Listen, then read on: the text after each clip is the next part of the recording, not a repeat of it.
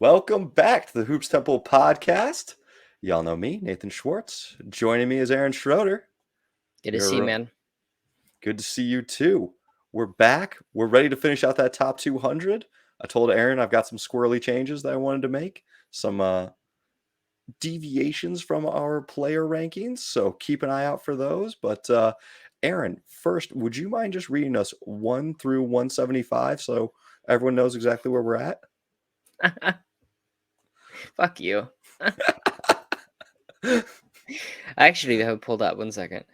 I think it's very important. I think our listeners need to know 1 through Nah, 175 so that not way read- they're not I'm confused. not reading all that shit. Let me I don't want let's I don't read want someone to be like, "Hey, why isn't Vince Carter here?" I'm like, "Cuz he's already up there. He's like 96 or something."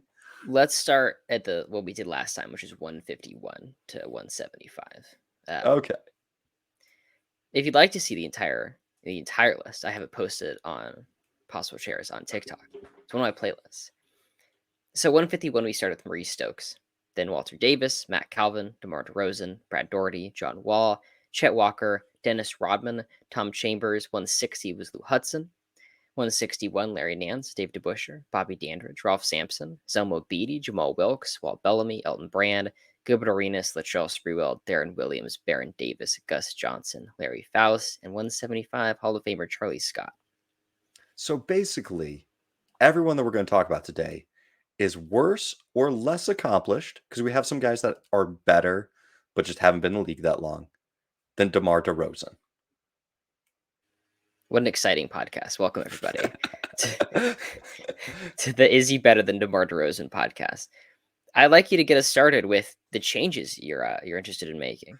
Oh, See if I can greenlight them. No. Okay. They're more towards the back half, but Okay. I'll let you know about them when they come up. All right. And I'll see if I approve or not, because I do have to approve. So the way that we do this is we have ranked all the players by position, and we can't nominate a point guard until the point guard on our individual position rankings is off the board. So right now, our top center is Ed McCully, the 39th ranked center. Our top shooting guard is Donovan Mitchell, our 32nd ranked shooting guard. Our top small forward is Jack Twyman, our 39th ranked small forward. Our top power forward is Larry Johnson, Grandmama, our 34th ranked power forward. And Larry Jones, our 37th ranked point guard. We're in the dog days of this list. Aren't you glad we're doing this? It's kind of the interesting part of it, though, because it's like fringe players you may have heard of. I feel like where there's like the uncanny valley. Once we get to like, welcome back to the Hoops Temple podcast. We're doing 400 to 450 today. And we start talking about J.R. Smith and stuff. That's where the good stuff is. That's where it's like, That's what people are going to come flocking here for. I mean, if you have a player older than 1980, no one knows who he is at this point. Like we've expanded the players that you're knowledgeable about from the 70s and 60s. We've hit the highlight names. And I think this is where a lot of people's rankings kind of start to taper off and start being less and less accurate because they think of the big name guys from the 60s and 70s. But then when you start get to beyond 200, it's only modern players. It's where you see guys being like, "Hey, I think J.R. Smith should be top 200." I'm like, "Well, no, there's a lot more guys that contributed more, that did more. Maybe J.R. Smith beats the 70s guys in a game of one-on-one, but that's not how this matters. That's not how anyone should ever do rankings, and I'll fight you if you do them that way." It really is like a pyramid where you got to think about it like, okay, in just shooting guards, there's the Jordan tier, then the Kobe tier. Then after that, it's like, okay, Wade, Harden, Iverson, that grouping. But the further you go down, at some point, there's 100 shooting guards that are about as good as J.R. Smith. Yeah. And so we're going to reach into that. Do you have a nomination for 176? I'm going to keep it nice and easy. I'm going to throw out Easy Ed McCully. All right. McCauley, the 7-time All-Star, 4-time All-NBA player, 1958 champ. In his second to last season, he's contributing. 72 games played, 26 minutes a night. I feel good about it. He has a stretch where he's like the third best center or third best player in the league. It's Mikan and it's Alex Gorza. And then it's Ed McCullough. He is all NBA first team when it's positionless. And I do kind of like those times since we don't have MVP. We have to kind of look at that and see how the guys are ranked by their voting. And he's number 3. He leads Boston in win shares from 51 to 55. It's not a great Boston team. They get better with Bill Russell. But it still is important to note that, like, it's not like he was dragging Kuzi down. It's more he wasn't good enough with the help provided to get them over the top. But he was up there. He's not as good as Bill Russell. It's a tragedy. But very nice for Boston. Those 6 seasons, he's 19 points a night. He is 8 boards a game. He was 3rd in points per game 3 times, 4th another time. So he's definitely up there in terms of scoring. One of the better scoring centers of the 50s. Leads the league in field goal percentage in 1954 at 48%, which is pretty goddamn high for 1954. So I do feel good about that. Yeah. Good quote that I got for him is coming from his own coach. Says Ed has a 2-handed set shot. He's got 1-handed layup. He can hook him in with either hand, and he's got a good set shot or 2-handed jump shot and a good set shot. He could do it all. Come on. That's all you needed to do back in the Do 50s. it all. Do you have a set shot? Can you hook with either hands? It's good enough for me. 176. Who you got for 177? Now I have to ask, that would bring up for our centers DeMarcus Cousins, or did we agree to swap him and other Kings legend Arnie Rison? I'm okay with the swap. All right, let's do that swap. That will affect some of my nominations down the board because I hadn't done the swap, but the two were very close in my nominations, in part Certainly because close. Cousins pushed Rison down. I feel like I went back and watched an entire game. It was a good game. The Kings won it, and Marcus played poorly, but Rudy Gay, Seth Curry, and Darren Collison went off to beat the 2016 Thunder at the last game at Sleep Train Arena. But DeMarcus isn't a winning player. I'm sorry, what was the arena? Sleep Train Arena? I do not even remember that being an arena. Yeah, it was Arco for a long time, and then by the time they got rid of it, it was Sleep Train. It's kind of like crypto. That will always be staples to me. Yeah. DeMarcus is extremely talented. Hits these post moves, these spins, tries to dunk on people, but he is mopey and he's incredibly slow. And his career falls apart faster. Yeah, like it's not like we got 10 years of it. It's he got injured. I mean, what is his Warrior year? Was that age 28, age 29? Pulling it up right now. Let's up check. Yeah, his Warrior. It is quite brief, and it's never that great. I feel like looking back on it, those Kings years, those Kings teams were bad, but they're worse in record than the Jazz. Not like Derek Favors will give you, and Gordon Hayward will give you more wins. And it's like, is it really that hard to win 30 games? I just don't think his bad defense and poor fouls and poor attitude are worth it. So we'll move him down a spot. I'd like to nominate Donovan Mitchell. Oh, we are 2 for 2. 2 for 2. Assuming that you had McCullough as your number 176. Yeah. For Mitchell, almost 25 points tonight, 4.5 assists, 4 boards for his career. 4-time All-Star, 2nd team All-NBA last year. Arguably could have been a first team kind of guy. Scored over 70. Yes, you did. You voted for him in our boards, but also come playoff time, we're talking 28 points a night, 5 assists, 5 boards. In 2020, in that 7-game series against Denver, he averages 36 points a night. These are playoff peaks that guys rarely see. I mean, you look at his rookie run, 28 points per game, 7 rebounds, or 28.5 points per game, 7 rebounds, basically 3 assists per game. As a rookie, beats OKC. Like, the Jazz were supposed to be reeling. They had just lost Gordon Hayward. They were supposed to be taking a step back. And no, Mitchell powers them through. He has played in 44 playoff games already, which is more than a lot of guys on this list. and is averaging 28 points. Like, I wish he was a better passer. I wish he was a better defender. He outplayed Russell Westbrook in a playoff series as a rookie. Yeah. Straight up beat him. And I think he's only 26 at this point, and man, what an exciting player. Yeah. It was a disappointing series against the Knicks. I don't want to hold that too much against him. It's a bad series. Really, the big men got outplayed. But also his 71-point game this year, one of the greatest games I've seen in my life. Probably a top 5 game I've seen. From an individual scoring basis in the regular season. We'll put that caveat there. Then I feel more comfortable calling it a top 5 game. It was incredible. The way his first step combined with his ability to pull up makes him unguardable at times. It was a rough series against the Knicks, but they out rebounded him like crazy. And that really was the focal point. It wasn't all on his shoulders. But with Mitchell off the board, a current player, we're introducing one of the oldest players in the league ever on our list in terms of how far back we can go, which is all the way back, 1947 for the BAA. It's Max Zaslavsky. Can you say that? Max Zaslavsky? There you go. Max Zaslavsky. We'll leave that there. We'll visit him in a little bit, I'm sure. Who, if you want to talk about a guy with a fast first step and a quick pull-up, that was his game. That was his game in 47. It was relatively unknown of like having this jump shot. He was a small guard, and he gets his team to the first BAA finals.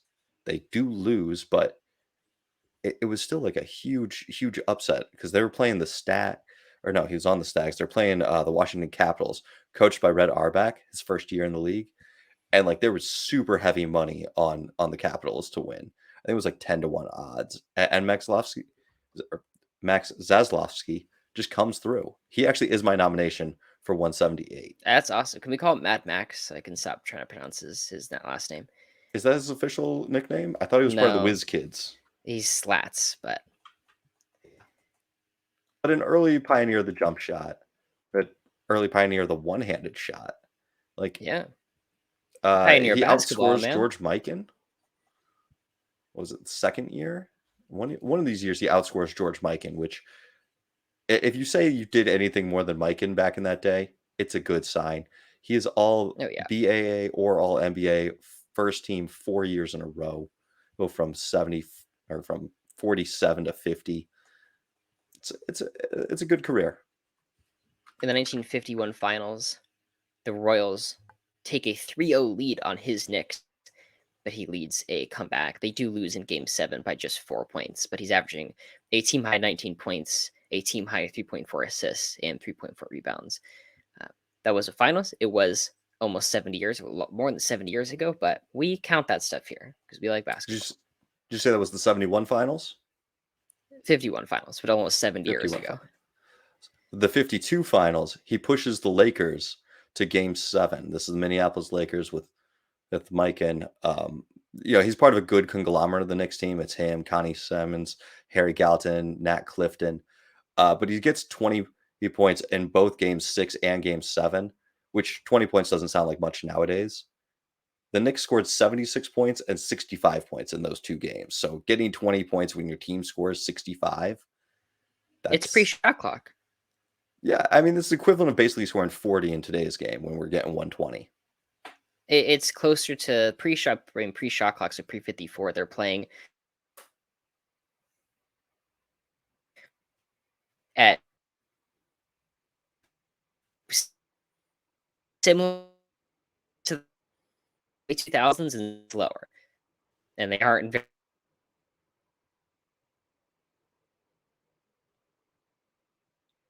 Guys, I've completely lost Aaron. Getting these.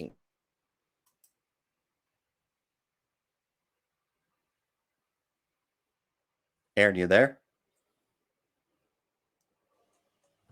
Hey. Oh, there you are. Sorry, lost you. I don't know. Just for a second, I don't think you missed much because you were looking at me when I stopped talking and then I froze. No. What'd you hear? It was coming through all staticky. Basically nothing. Okay. I said my bit about the 52 finals. Those ended up being 20 points per game. I said pre-shot clock. teams are playing at a similar pace or slower to the early 2000s, and they aren't very good at shooting the basketball. So you're getting these 60, 70, 80 point games. To score 20 points a night, you were the focal point. Yeah, yeah, I wonder if and we can like go a ahead. really high focal point. Who's your nomination for 179? It's the next shooting guard. We're gonna run on shooting guards. Oh, Trip are we? Hamilton. Okay. How do you feel about that? I had him down at 182, but I'm willing to listen to the case. Sure thing.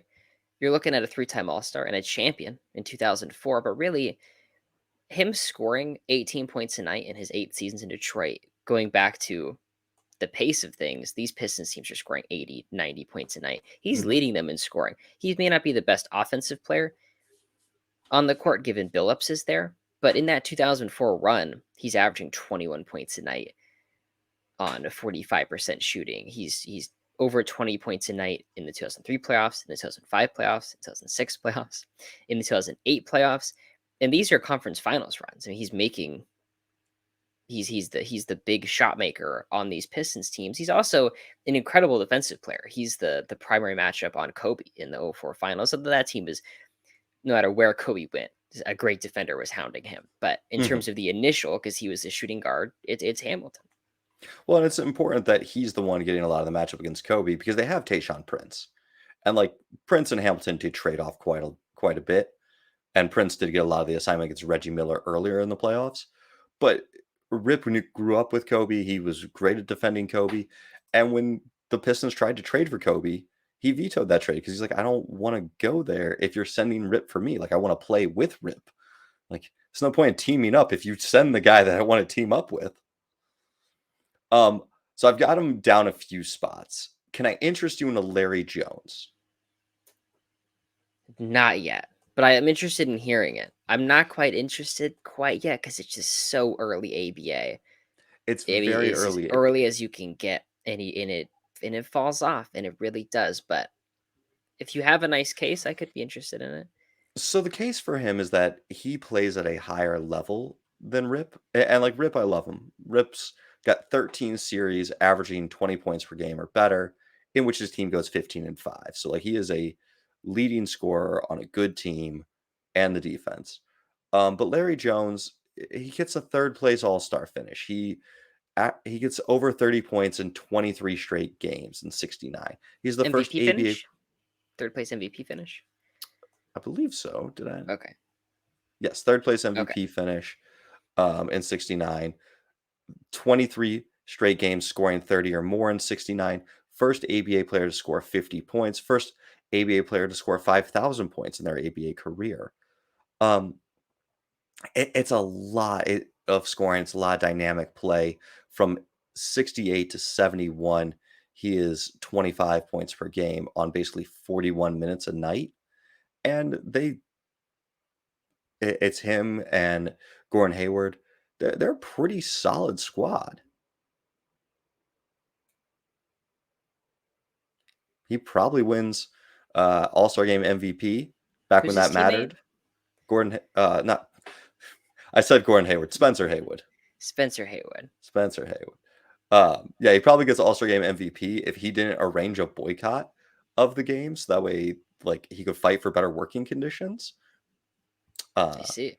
like he outplays Haywood, and they still give it to Haywood, give the MVP to Haywood. And this is when like players actually played hard because winning meant a sizable amount of money Mhm. for your team, and like I've been reading a guys lot weren't of making old that newspaper much. stuff about, My yeah, man. making these videos about like the best teams ever. And every time I look up the older teams to see what people are saying at the time, the articles written are so often the Lakers or the Celtics are going to get paid this much. Like that's the headliners. Like they win the cash prize Mhm. because in the '60s it's like holy shit, I got $10,000. Like Oh, yeah. winning was serious financial compensation in a way that you never could see back then. Um, I mean, think about it like boxing, because, really, a lot of boxing promoters went to be NBA promoters. That's how, the sport was grown, is the NBA hired them. You wanna win the million-dollar fight. You wanna win this match, and, like, that's the thing that they would announce is, "Hey, if you win the finals, you take home X amount." And I think about that a little bit now with the in-season tournament. I don't think the amount is high enough for people to really care. Like, yeah, It still counts for games, though. That's on a side tangent about the yeah, in-season tournament. It's not magical mystery games that don't count. Like if you lose the games, your team record gets worse. yes, but I don't think they're like, hey, we have to go all out for a Mm, $500,000. Not in the way that these guys would go all out for like $1,000 because their salaries were like $5,000, and this was like a quarter of their salary at the max. sure thing. If you know more about the early ABA than me, and if you feel comfortable putting him here, I'll accept it. I mean, it's touchy. The era's weaker, and you're right. He does tail off. Part of that I think is a little bit age related. I think part of that's he's a small guard with some speed. Uh, it was kind of funny. The NBA fell in love with big guards in this era, and so all of those small, fast guards went to the ABA because they couldn't like people just didn't look at them in the NBA. That's true. So Well, like, Jones, go ahead. oh, just it's he tails off in '73. He's also 30 in '73, and sports medicine was what it was like today. So like that is kind of your early ABA stars. Why do they not translate to the NBA? Because they're they're 30 when the NBA hits and when they try to make that jump. I agree. What's interesting though about Jones is he does start in the NBA.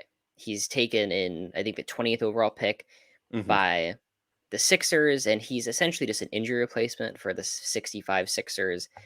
They never really give him a shot, and then he goes and plays in the EBL. And then I truly believe that a combination of a weaker league and also him being 25 instead of 22 and playing professionally somewhere else and working on his game, he comes out really a great player for the ABA. Mhm.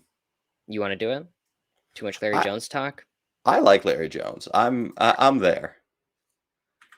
That would also introduce the next point guard to the list, which is Slater Martin. I think we can talk about him in a minute. I would not argue Rip Hamilton over Slater, or not argue Slater over a Rip, so I'm okay there. My other two guys that I've got above him are Jack Twyman and Larry Johnson. Are you interested in either of those cases, or where are we putting the foot down? I could hear the Jack Twyman case. Twyman, he's a six-time All-Star, two-time All-NBA in a time where there's only two All-NBA teams. And when did they go positionless or by position? I forget when they make that transition. It's like 55, 55. 56. Okay, so he's It's not there. So he he is getting yeah, in with the he's positional selections. Yeah. yeah, with those positions. But you're talking 19 points a game, 2.3 assists, 6.6 boards, upwards of 30 points a night for the worst team in the league, but he's still 20 points a night for some good Cincinnati teams. I really feel like Hamilton playing in 130 playoff games, winning 16 playoff series, making two finals, making six conference finals, being the 20 points, four boards, four assists kind of guy. I'm just more into that. All right. All right. I think that's fair. I think Twyman has probably an individual greater pedigree. I mean, you talk about that being the first you talk about that being an early 30 points per game because I think Wilt did it either the same season or the season before. But he's sixth in the MVP voting. It was kind of meaningless numbers. I forget what the team wins. It's like 17 and 65 that year. It's really bad. In I the think they get 63, Oscar. They get Oscar for doing that, if I remember yes, correctly. yes. And then him and Oscar are good, but like there's a reason why Oscar never won. And they push the Celtics to game 7 and 63, but Twyman's scoring just abandons them. In game 4, he is 3 for 13. In game 5, he is 3 for 16. It's it it's hard. I think he is an individually better player. What he did in his own era is greater as an individual than what Hamilton did, but also Hamilton with all that winning, you could definitely make a strong case that he sacrificed more and that his sacrifice led to winning in a way that Twyman never did. All right. I think you said it perfectly. I didn't have to argue my own guy. Man, you don't want to know what goes on in my head sometimes. I'm just sitting there having these arguments, and my wife is like, Nate, you here? You at dinner? And I'm like, I'm just really debating between Slater Martin and Kyle Lowry right now. Like, what's just like, okay, I'm I've done. been there. I've been there. My girlfriend's like, "What are you thinking about?" And I'm like, "I don't know what I'm thinking about." Just she's like, "You think about other girls?" And I'm like, I'm thinking about like the 52 finals right now. Thinking of what that could have been. Yeah, it's that classic meme of the guy like on bed and the wife. "Oh, I should probably think about other women, and it's just like, no, I'm. What if Max Zaslowski won those 2 championships? Like, how would we view him in the Oh early my NBA? god! If Max gets that first championship over Joe Folks, I mean, we're probably flipping those two players. That's probably the Yeah, flip. yeah. So we have a new shooting guard, Orlando Blackman, Dallas Mavericks legend, 11 seasons in Dallas, 865 games, the 4-time All-Star, averaged 18 points, 3 assists, and 3 boards for his career from 1982 to 1994.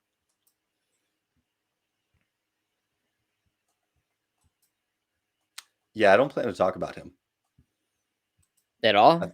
yeah, I think we've talked about all the shooting guards I plan to talk about. I'm I, I, interested to see where it goes. I was just looking and I was like, where do I Yeah, have him? How much further down? I was like, oh yeah, he's. it's gonna be a bit. It's gonna be a bit. I'd love to Are, hear your next nomination. Is it Larry Johnson now? are you going to make the case for him to be in the top? No, I haven't fully fledged it out. You never know where we're Okay, gonna land. okay. Well, my next case was Jack Twyman. Okay. Did you Well, we have? already we already made that case, so I'm all into it. All right. And then my case after Twyman for 182 now would be Larry Johnson, would be Grandmama. He's an incredible player at the start, just like a freight train on offense, and then really develops and more his develops is probably the wrong word. His body breaks down on him, betrays him, and he becomes a physical rebounder and like enforcer for a team. So I do think you get some of the high star level seasons, two-time All-Star, two-time All NBA player, and then you have a really great contribution to winning later on with the Knicks. He's He hits the 4-point play to send the Knicks to the yeah, finals and to the finals, right? I have that correct. yes, the Memorial Day moment or minute or it's got Something it's got like some that. fancy name. Yeah. Coming out of UNLV, Johnson he's the first overall pick. He's so highly touted because he's this 6'7", 250. He's basically Zion. Yes, I had that thought, but I really think this is I don't know if this is a sad version of Zion's career to like It, it's only it's be an Larry Johnson. appropriate version of Zion's career at this point because Larry Johnson, his back breaks down, and he goes Hmm. from those first 2 seasons, he is a rookie at 19-11, then 22-10 with 4 assists, and he's just flying around the court. Hmm. By 94, he has this it starts to tail off. He's 16 points and 8 boards. He gets back to a 95, 19 points, 7 boards. He's always a really great passer, getting 3, 4 assists a night. He only plays until age 31 because his back isn't great. But you do see him in 95, he comes back as an all-star because he's hitting 39% of his threes, taking 2.6 a game, where he never really shot them in either in college or for those first 3 seasons. You see him develop his game in a way that allowed him to play much longer. And right, he's not playing as much for the Knicks. 5 seasons, he's 33 minutes a game compared to 39 minutes a game, where he's like the superstar in Charlotte. But you see him be very effective, knocking down threes, and being the enforcer. So I like this spot for him at 182, And he's Grandmama. and he's Grandmama. I'm very disappointed he doesn't get at least a cameo in the Uncle Drew movie, which I still need to get my wife to watch. I gotta sneak that in there some point.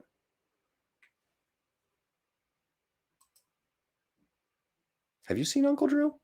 You're very quiet about Uncle Drew. No, I haven't. What? I never have. I'm not gonna lie, it's a cinematic masterpiece. I loved like the videos as a kid, like the before they made it like the movie. It was Sprite commercials, right? Yeah, Pepsi commercials, yeah, yeah. Sprite.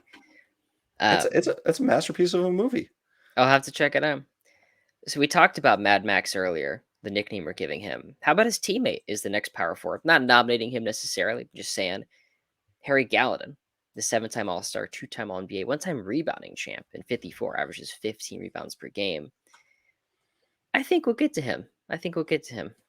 I got him down to 189, so we will get there, but it's going to be a minute, at least on my nominations. Who's your nomination for 183?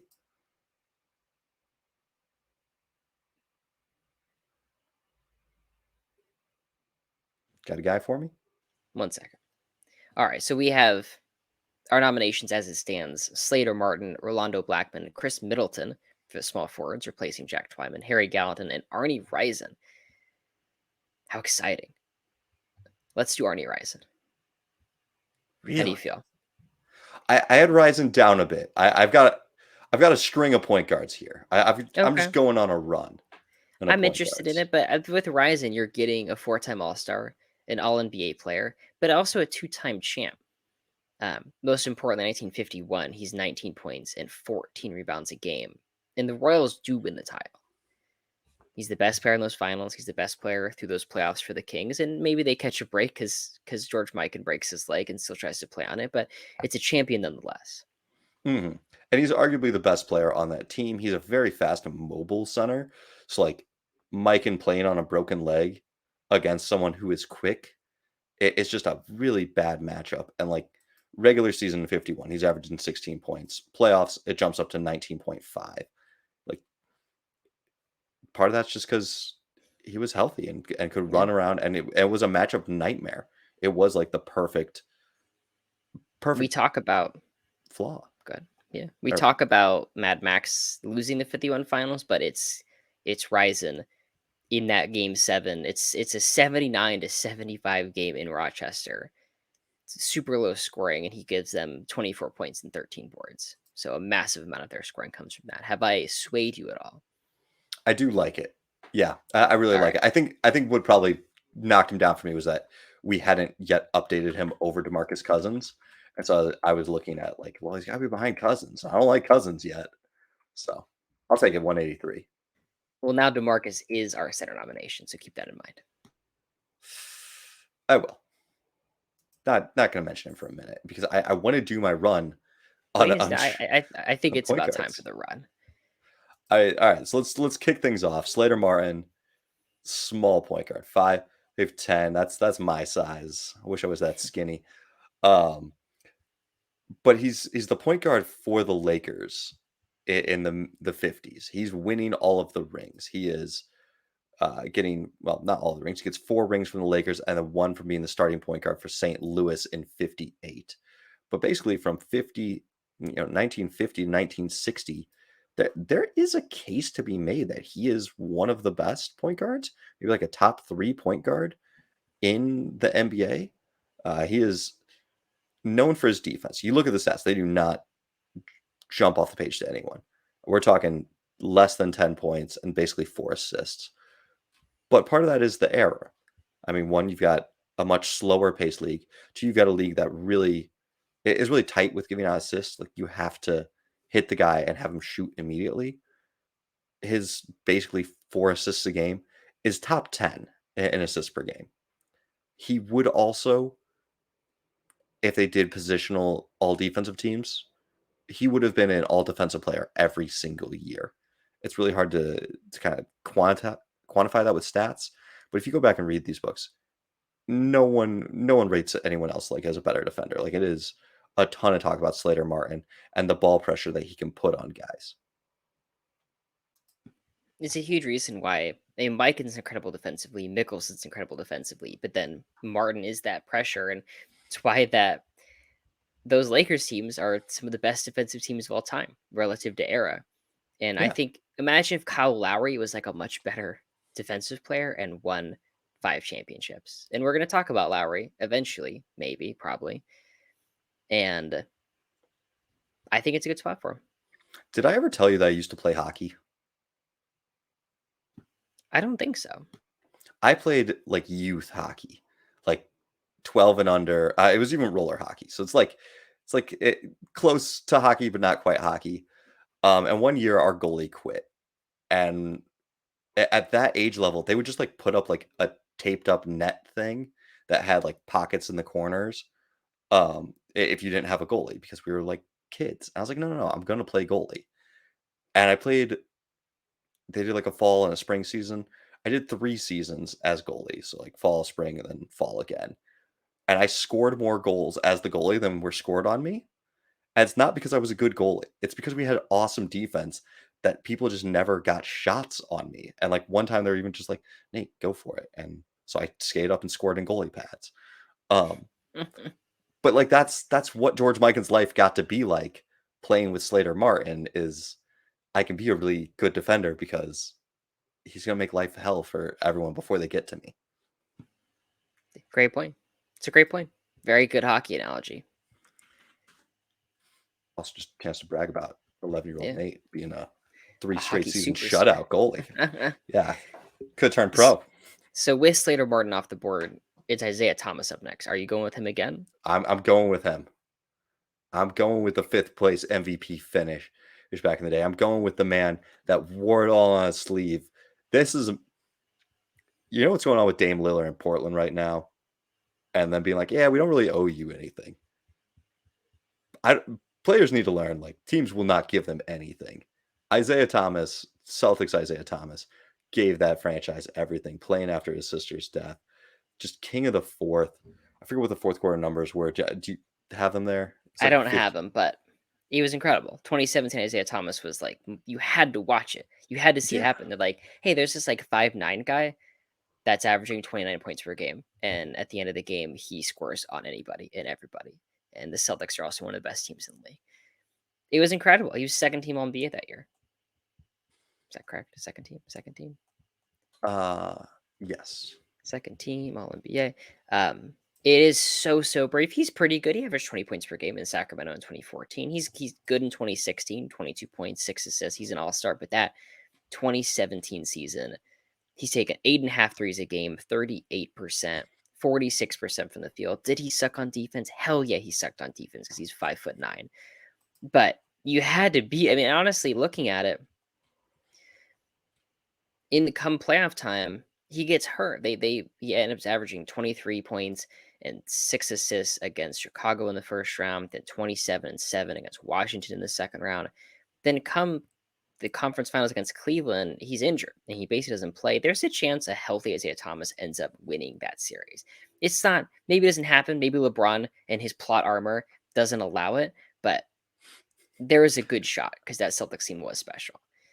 I don't think they get past him, even with a healthy Isaiah Thomas. But what if they push him to 7 and it's like, oh man, they had him. There's a chance they push him. He also, like that year, true shooting added plus 256. Probably people listening to this aren't huge true shooting added. I actually think it's a terrible way to rate a player. But I think it's important to note that like the 5'9" scoring point guard scored as efficiently as a lot of peak Shaq seasons. He was incredible in terms of efficiency because he's shooting 90% from the free throw line while And he getting got there. 8.5 free throws a game. Yeah, that's what's important. You got to get there.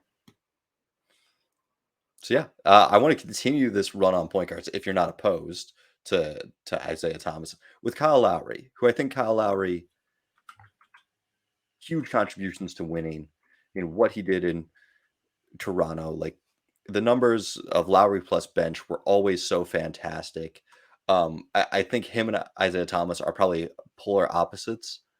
Of Isaiah Thomas had all of this scoring flash, and as well as just like a flash in the pan on his career, and Kyle Lowry consistency, just a model above average starting point guard for years, probably like upper third, but like I don't know that I could ever point to a season and be like, here, he's a top 5 point guard. That is the issue. I actually have an anti Kyle Lowry video like built In the and queue. ready in the Oh. queue.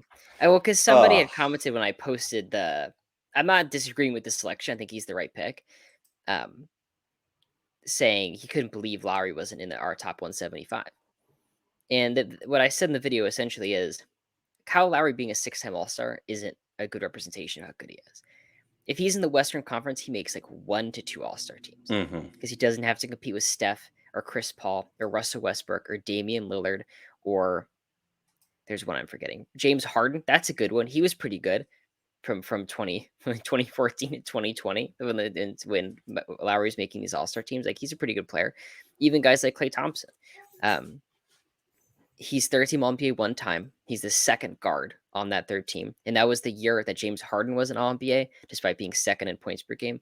Because like there's this weird hate train about his bad defense, and the Rockets were very good, which is hilarious looking back on, because Luka was first team All-NBA despite this Mavs season. So we've completely flipped how we view those things. Lowry was not better than Harden that season. Do we think Lowry was ever a top 15 player in the league? I don't know when No. that season would have been. No. I mean, top 15 players in the league will usually garner the off chance MVP vote. He got one MVP vote in 2016. Because that's third team All-NBA season, yeah. And it's like a 9th place finish or something, or 10th place finish. Yeah. I mean, really, do you think he was better than Mike Conley for a large part of their career? No, they're about as good as each other. But if Mike Conley was on the fucking Raptors, man, he's a 9-time All-Star. Like, he wasn't those are 5 of the 80 best players ever in Harden, Chris Paul. I can't believe trying to list this again without Curry, Lillard, and all those guys. But Lowry wouldn't have broken through at any point. Yeah. I mean, like, he'd be competing against Klay Thompson and for spots and probably losing.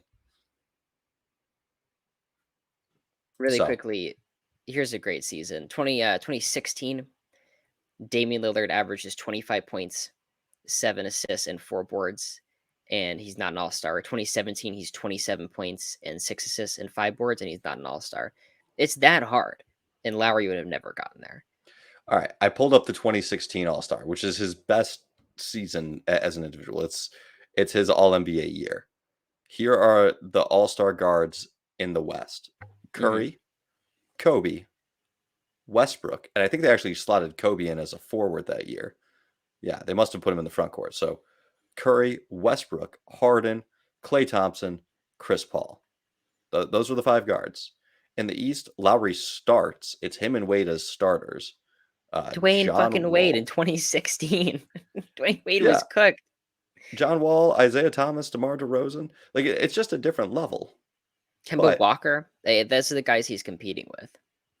But all that to say, he still has a huge level of consistency. He is still really good, even if those All-Star seasons are overrated. It should probably be more like a 3-time All-Star and less like a 6-time All-Star. But Lowry's still 16 Yeah. points and 5 boards and 6 assists on good defense. And for 186, I won't bitch and moan too much about it.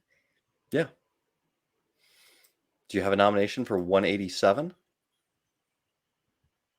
These all pain me greatly. The next point guard nomination is Rajon Rondo. I'm like a known Rajon Rondo hater, and I disapprove, but I think it's time for him, though. Really? You're continuing the run. I just think it's him. I don't think Blackman is just quite there. Chris Middleton, it is just so, it's just not that high of a level. I mean, how do you feel about it? Chris Middleton does really dominate a playoff run. Like, I don't think even Rajon Rondo ever has. A championship playoff. Deer. Fear the deer. Are you ready for Chris Middleton? I think it's either Middleton or Rondo. I'd be happy to go Middleton then Rondo. Oh, absolutely. I think it's Middleton, and I think there's a couple more guys before we get to Rondo. And just because, when did we see Rondo lead a team? When do we see Rondo be the best player on a team? And like, you can point to individual playoff series when he's with the great. Yeah, but he's with other really good players. Like, the Celtics are still the young guy, and they're deferring to him because they're old, not necessarily because he's that good. I mean, what does he do the next year? Immediately following 2012, he goes to, I mean, he's still in Boston, but he's pretty hurt. Next year after that, he's pretty hurt.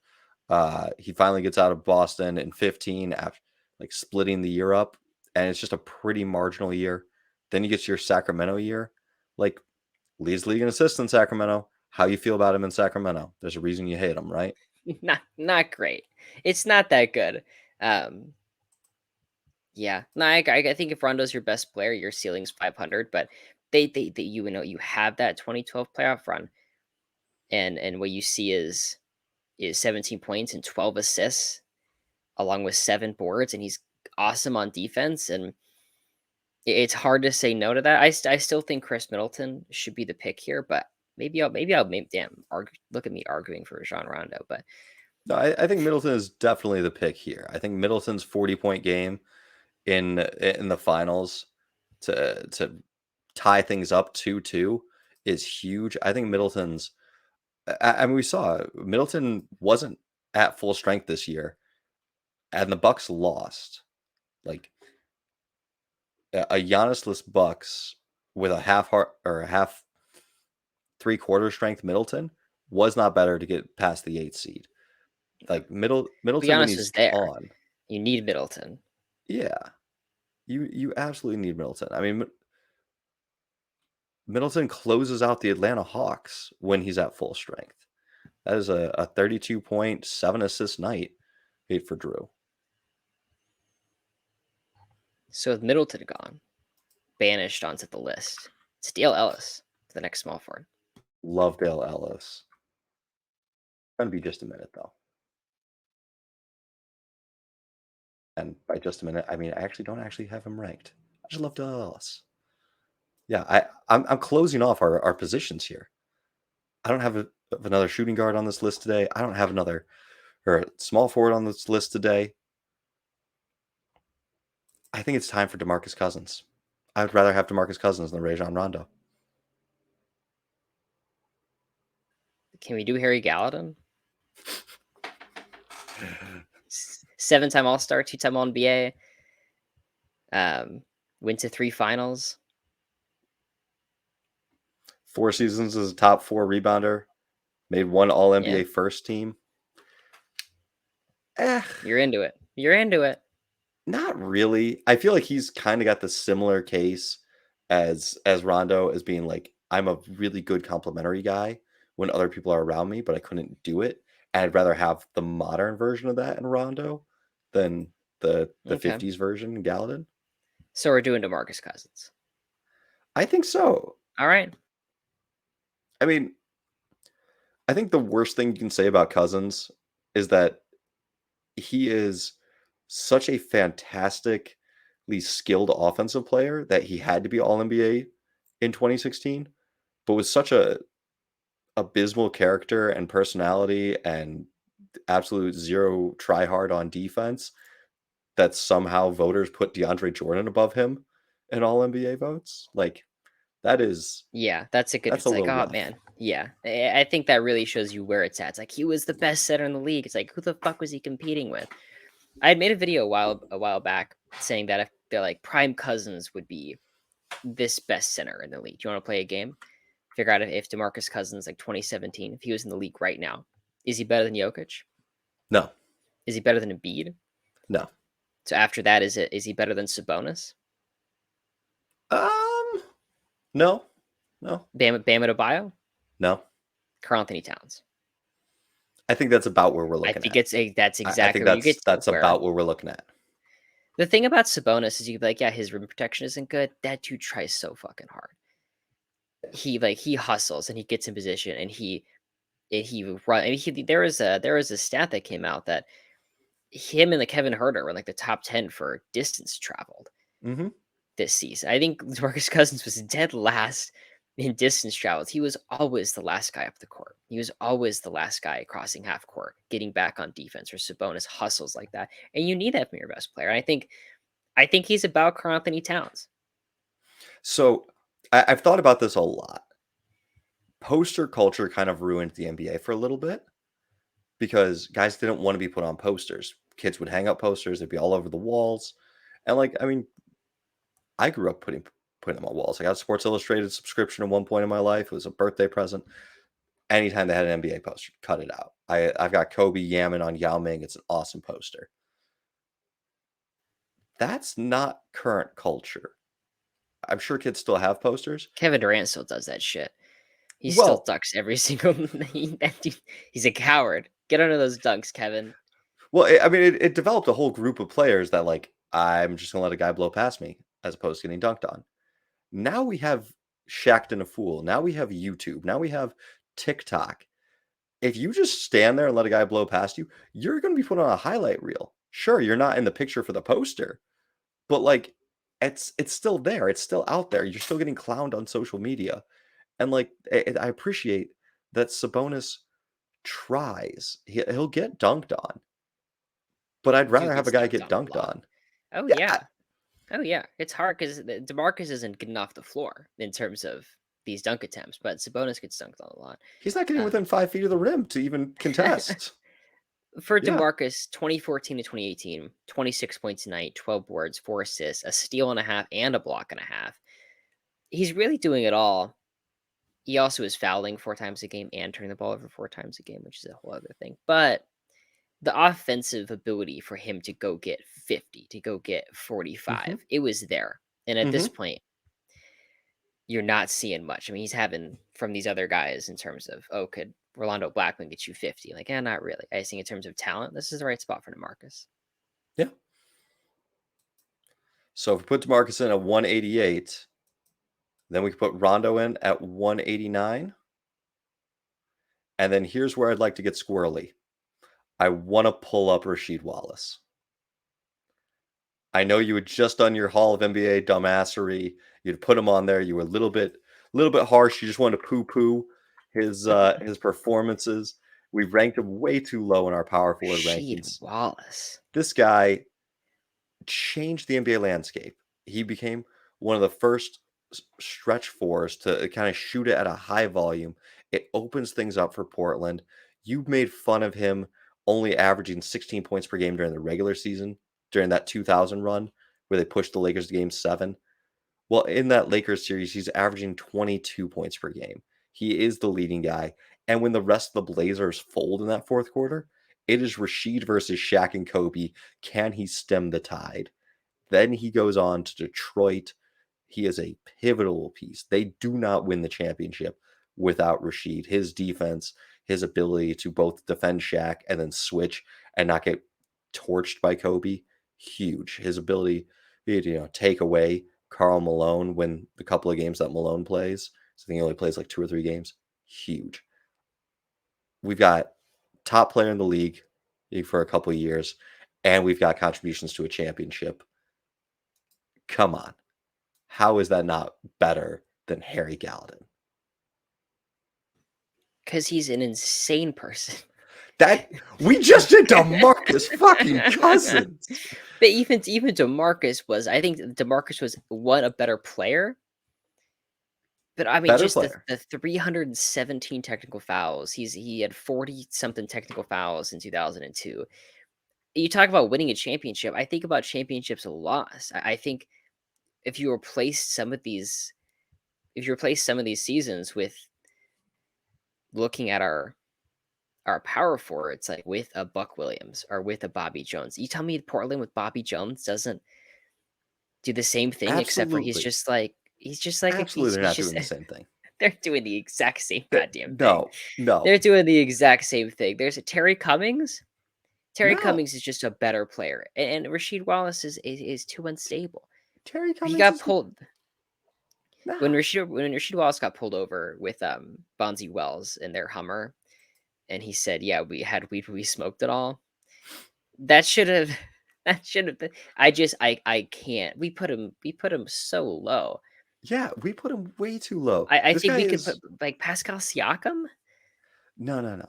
Pascal, the reason why I mean Pascal should be higher than what we've got him. He's not going to make Mm. the top 200 because we've just got too many power forwards in front of him. But like Pascal is, we need to see more of it. We've got like 3 good Pascal years. Rasheed has like 7, 8 seasons, and like it's tough. He's a 2-time All Star because of how many other power forwards. I mean, he is in there with Duncan, Dirk, Powell, Chris Webber. Like that's the power forwards and like the earlier part of his career, you still have late stages Sean Kemp. You've got Karl Malone. Like it's very hard for him to get an All Star nod in the West in those years. But I guess he's a 4-time All Star, right? Because he gets those later couple of ones in the East. But All right, Sheed is there's the a few best player on on that Portland stacked Trailblazers. Portland's teams. Those are not They're stacked stacked to the teams. brim. They're stacked like crazy with like Okay, Steve Smith and Arvydas Sabonis and Scottie Pippen. Scottie Pippen's 34-year-old really Scottie good. Pippen. Yes, Yeah, he's really good. 34. He's really good. 35 35-year-old Arvydas Sabonis, 37-year-old Detlef Schrempf is the first guy off the bench. These are not stacked. Like Damon I love Stoudemire, Deadlift Shrimp, Brian Grant, Greg Anthony. These guys, Jermaine O'Neal is 21. He's coming off the bench. All of these guys, down to Jermaine O'Neal's Stacey not Augmon at playing number this 11. game. But the team He's is not it's just a playing. ridiculously good team. Looking at the Tales and Blazers in terms of just straight up playoff numbers, um, you have Rasheed Wallace is leading them in scoring, and he's leading them, and he's third in boards, and he is sixth in assists. It's in terms of scoring, you have Wallace at 18 points, Steve Smith at 17, Pippen at 15, Sabonis at 11. In terms of rebounding, you have Pippen at 7, Sabonis at 7, Wallace at 6.5, Grant at 6. I just don't think that star power is there. Just looking at this, I can't imagine putting him above Bill Laimbeer or Al Horford or Clyde Leveillette or Rudy Gobert. You got to. It's But I'd be willing to maybe think about, but I you, just those it's the guys, technical just fouls those. that really get you. He played himself off the court. Yeah, he did. He In has the his younger most. years, I think he has the most ejections out of in, anybody. in his Like he's younger not even on years, the he did. floor. That But he didn't matters. So do you that. He didn't do it in the 2000 playoffs, and he didn't do it when he helped the Pistons win a championship. He had matured by age 29. You know, by it's a age 20. maturation process. I think I think he had matured, but come the Pistons time, he's 14 points, 7 boards. Like that's what he is on teams that are really incredible. What is Harry Gallatin? It's the 60s. Oh, one of the fastest eras where they're running up Sorry, and down the court. it's the 50s. It's the 50s. Gallatin is 5-time top 20 in points per game. He is 1, 2, 3, 4, 5, 6 times top 10 in rebounds per game, including a first place finish. I mean, he's 1, 2, 3 times top 5 in field goal percentage, and the Knicks are making 3 finals while he's there. I'm just there's just no way. There's just no way. No. All right. This is going to be a slog the rest of the way through because you're going to nominate a guy, and I'm going to be right All back right, here with my okay. Rasheed Wallace. I'm interested. Can we do so with the centers, with Rondo gone and Cousins gone? Our new center is Bill Laimbeer, and our next point guard is Louis Dampier, which is the kind of rhyme. Yeah, Bill Laimbeer, Louis Dampier. I think this should be Laimbeer. The thing with Laimbeer is everyone hated him, and he was a punk, and he was dirty, but his teammates loved him. Yeah. He was not a detriment to winning at all.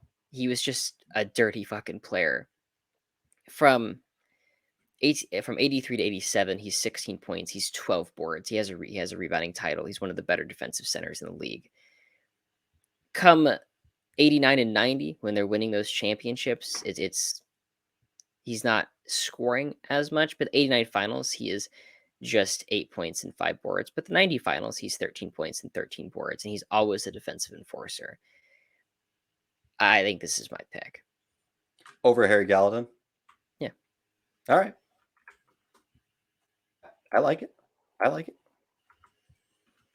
I've keep saying I'm going to go back and watch all the finals games. At this point, I've watched 1990s finals game 1. And Bill Laimbeer's spacing is important. I think he goes 0 for 3 in threes in that game. But the teams have to respect him and have to step out to him.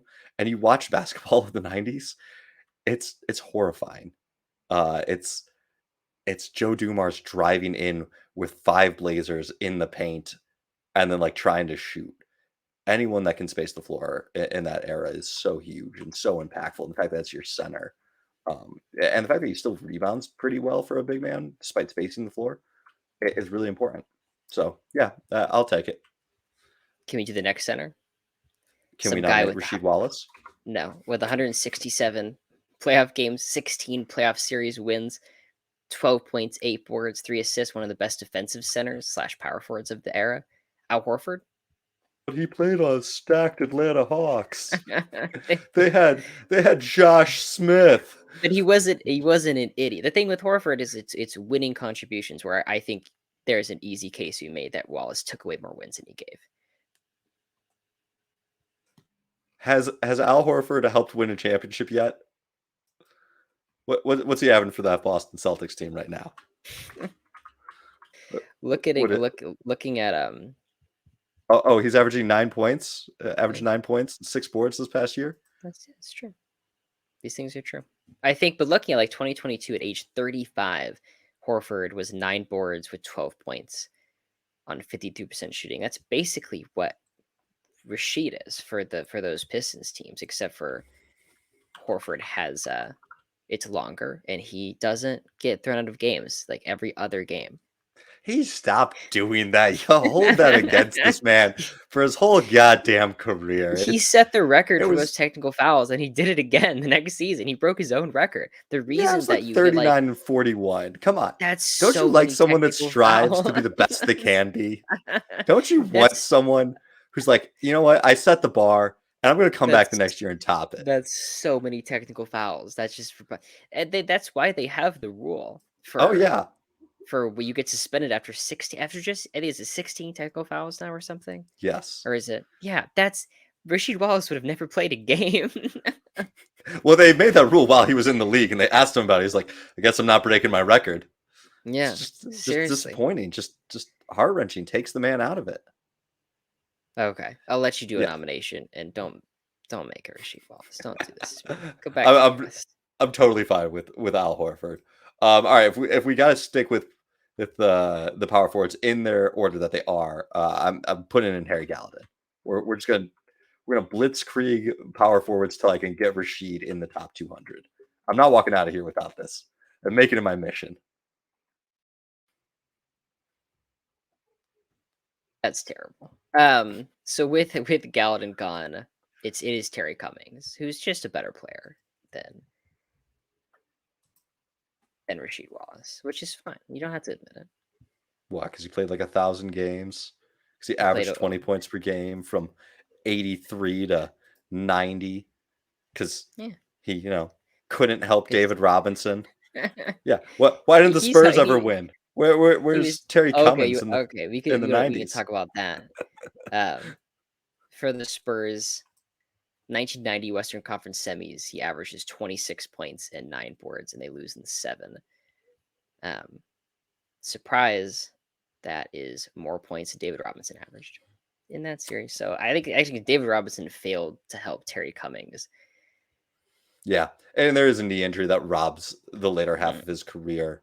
He's a negative true shooting average guy. He's 5, goes 5 and 8 in the playoffs when he plays over 30 minutes. He joins a really good Bucks team.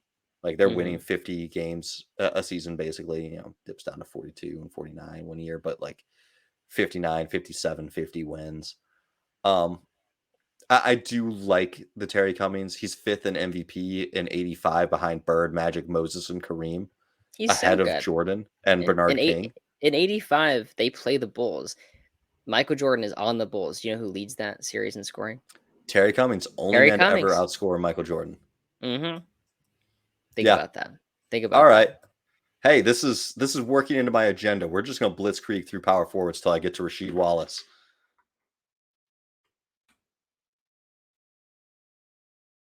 I mean, it's my turn to nominate someone. You ready to hear the Bob Love case? Bob Love. Yeah, he's up next. Sure. Well, curveball here. I'm throwing in Louis Dampier. 7-time All-Star in the ABA. He's like John Stockton ABA. He is consistent with assists and steals.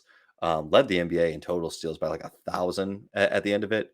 He's the second best guy on the 75 team with Artis Gilmore that wins the championship. never gets in the MVP conversation. He's all ABA second team, 4 years. There's kind of a gap in there when the league starts to get good. But it's just like the consistent above replacement level point guard who has flashes of stardom. It's a very similar to like Kyle Lowry, maybe like I think John Stockton level consistency, but in like a Lowry level body in a weaker league. He's Kyle Lowry of the ABA. Yeah. Essentially, you have a 7-time All Star, 4-time All ABA. From 1968 to 75, he is 19 points. Well, let's say 20 points, 5.5 assists. And when he leaves the ABA, or the ABA folds, he's the all-time leading ABA scorer. I believe that record still stands. Obviously, given the ABA doesn't exist anymore. Yeah. Running out of spots here. That gives us a really interesting nomination, though, of Trae Young. Do you want to do Trae Young? No, I want to do Clyde Levelette. Really? I think it's time. What are our options? We have Trae Young, we have Rondo Blackman, Dale Ellis, Bob Love. Bob Love is nice. I think looking at Levelette, he's the replacement for Mike. There's this great picture of him sitting on the bench looking at this massive pair of shoes. And it's like this one of the older like setup sports photos where he has these shoes to fill. I would say he does a pretty good job, the best he can. He's all NBA in 56. He's a 4-time All-Star. And from 55 all the way to 62 for the Lakers and Cincinnati, then the Hawks, he's 20 and 10, 20 and 11 even. He does end up winning 2 championships in Boston at the end of his career. He's barely playing. He also wins a championship at the beginning of his career. One of the only players, I think him and Sam Cassell won titles in year one and in the final season. One of the only players to do that. Obviously, Bill Russell did that as well, but I'm losing my mind. How do you feel about it? So I love Clyde Levelette as an individual. I actually found out that he's a book and it's on my like Amazon to order cart list because do you know who he played for in college? Played for? Yes. Like the school? The coach. The coach. No, I don't remember. Do you know any college coaches in the 40s and 50s? I do not, but I'm interested to hear. It might ring a bell. Phog Allen. It doesn't ring a bell. Phog Allen studied at the feet of James Naismith. He's known as the father of coaching basketball. There is a direct line of he coached player who coached guy who coached guy who coached Greg Popovich. Like this is like Popovich's great grandfather. He's the guy that takes the sport basically from being like roll out a ball and play to let me invent sets and let me start crafting this. So I think like the fact that he goes from basically playing ball under the most famous non-player, the most famous coach in basketball, early basketball history after James Naismith, to being Mikan's backup, to then playing with um, Bob Pettit, to ending his career backing up Bill Russell. Like this guy has seen amazing, amazing shit. But I just don't feel like he was the guy that did the amazing stuff. I feel like he was there for all of the moments. But the moments where he's really needed, where he is the primary guy and asked to like really contribute. Eh. I don't love it. Yeah, I understand. Okay, so what's your move then? Rasheed Wallace. It's just it can't be. Okay. Can I do my second squirrely nomination then? Sure. I kind of like Bobby Jones more than I like Bob Love. I think we might have flipped those. You know I like Bobby Jones. Yeah. I mean Bobby Jones, just one of the best defensive players in his era, a consistent presence on really good teams. He does have a limited minutes per game thing due to epilepsy and a heart condition. And that's kind of a problem because his teams want him to play more. He is sixth man of the year on the 83 he champion 76ers. And that's just because he physically, like, you couldn't put him out there anymore. It made more sense to bring him off the bench. and like stagger the minutes. But like, in the Manu Ginobili, Kevin McHale, Hondo roles of like the greatest six man in the league, like he deserves to be talked about kind of in that same breath when he becomes a six man and when he's a starter. He is a 5-time All Star. Yeah. All ABA in the 76. He leads the ABA in field goal percentage twice, and the NBA in 1978. And this is a 6'9" power forward known as the Secretary of Defense. This is an 11-time All Defensive player Can we who talk could about how still good of a nickname that is? just incredible, just incredible. Um, Like, what's Horford's best nickname? The I have no idea. Godfather. That's actually a pretty That good nickname. that is a good nickname. I've never heard him Okay, called that, but I feel like his nickname should just be Master Shredder because you always see that Ninja Turtles vibe, like hmm you know. But still, never heard him called Master Shredder or the Godfather. all right. So we have Bobby Jones at 195.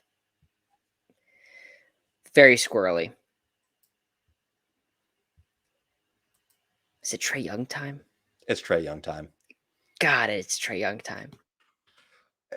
Here's the thing: you're on TikTok. I'm on TikTok.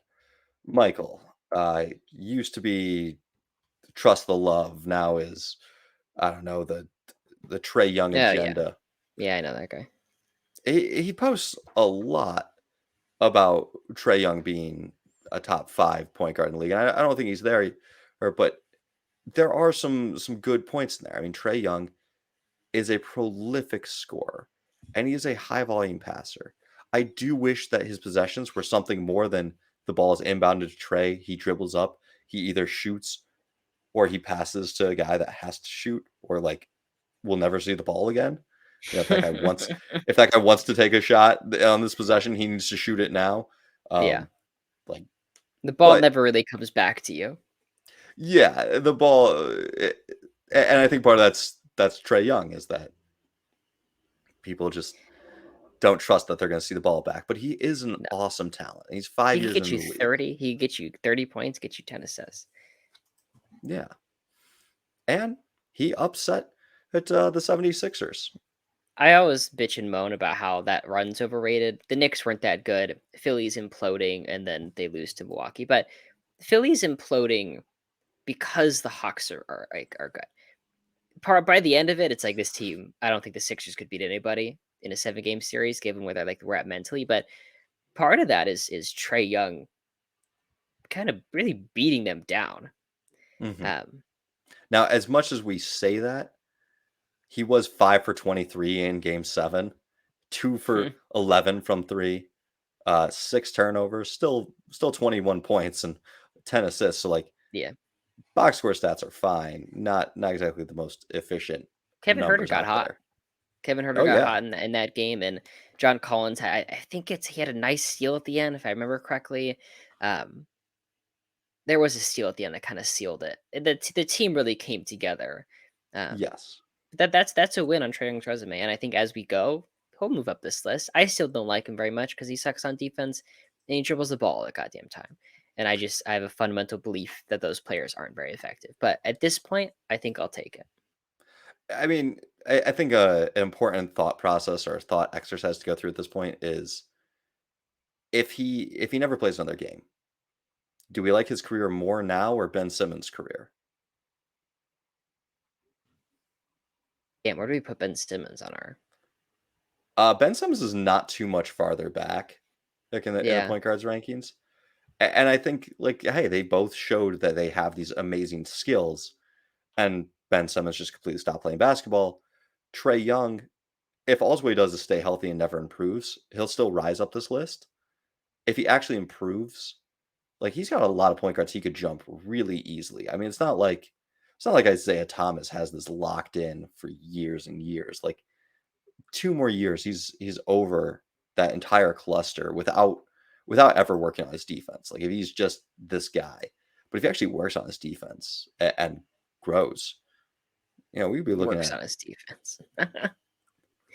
And I other mean, hilarious jokes you can tell yourself. I, The I thing mean, with like what? Simmons Is We it's started this it's off with more Donovan Mitchell. yeah. The thing with Simmons is it's more negative value than positive.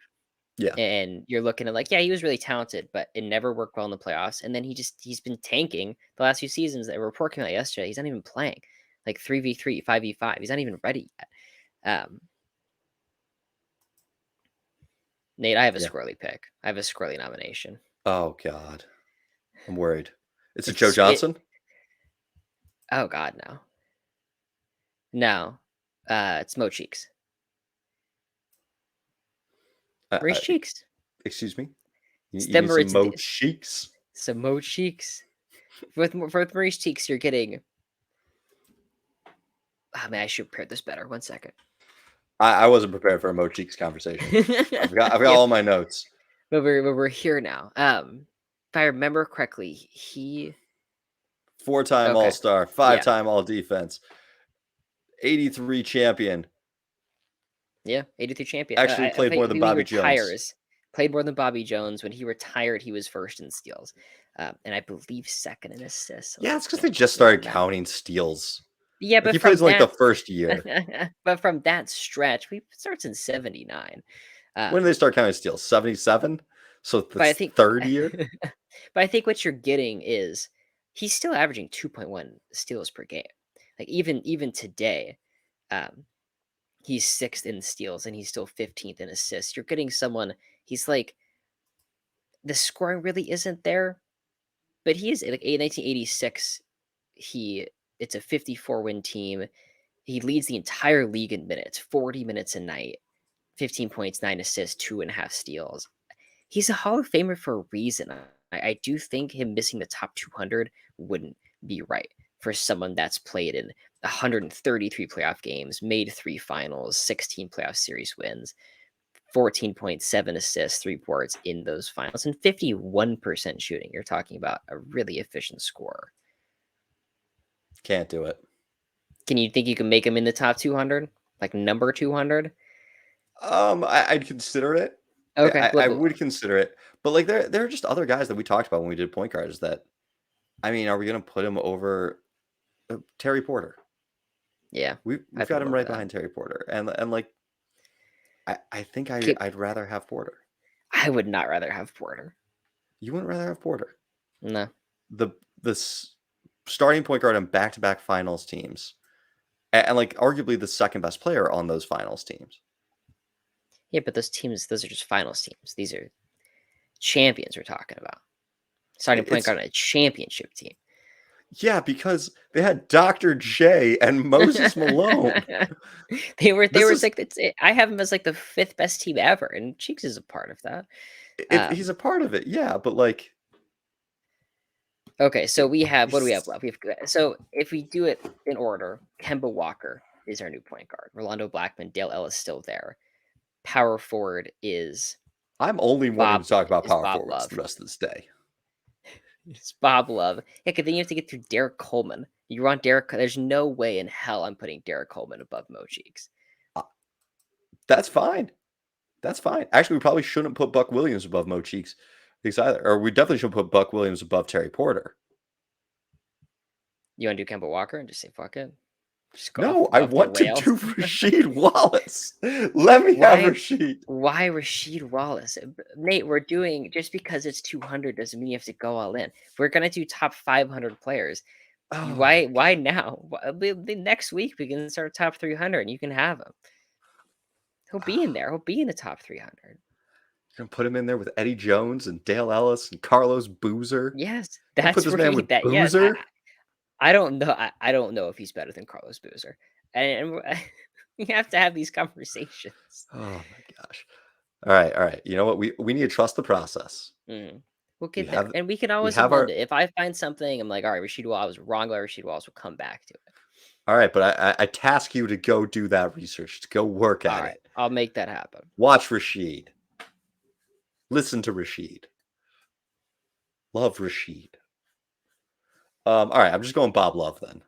All right. It's 3-time All-Star, 2-time All-NBA, 3-time All-Defense. The Bulls are a sneaky good team in the early 70s. Yeah. And he's a big part of that from 1970 to 1973. What was he? Let's pull out to 75. He's averaging 23 points and 7 boards, being that starting power forward. And then they're making the playoffs. He's made the playoffs 6 times in Chicago. The one argument against Bob Love is that it is the expansion Bulls, Mhm. and he goes from averaging 6 points per game to like 23 points per game because he goes from being on a good team to being on an expansion team. But But then they also are that really good. that's the They win thing. they win Is the team 57 wins. games in 1972. 50, Mhm. 57 games. He's 26 a night.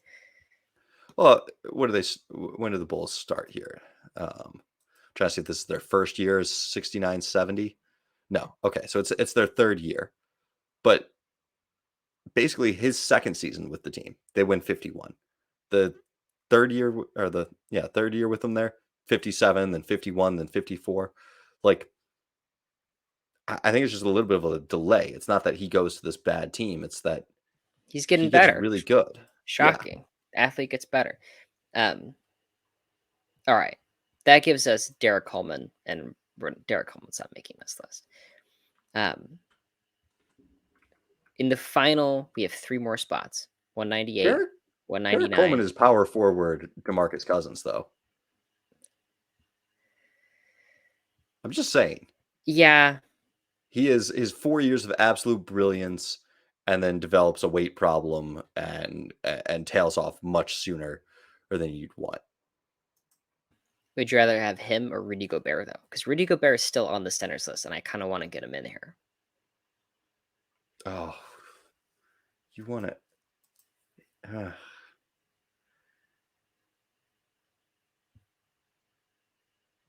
I'll tell you what. I will take Clyde Levelette. I think that works. That works for me. Put Clyde Levelette in there. So that's 189. And now we've got 2 spots left. Means there's a max of 10 players we could consider. 198.